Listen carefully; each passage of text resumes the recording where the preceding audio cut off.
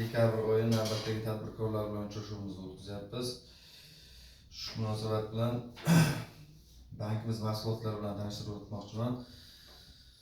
Fermer xo'jaliklari va yuridik shaxslarga tomchilatib sug'orish hamda bundan tashqari quyosh panel va boshqa kirit mahsulotlarimiz bor.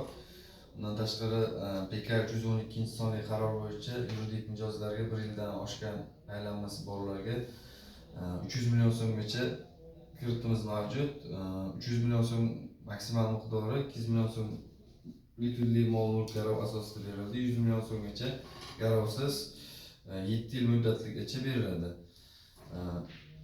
Foizi 22% etib belgilangan tumanni toifasidan kelib chiqqan holda.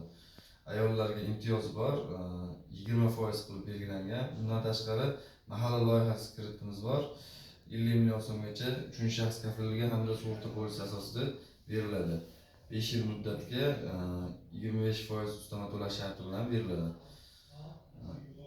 Unda ham ayollarga imtiyoz bor, 23% qilib beriladi.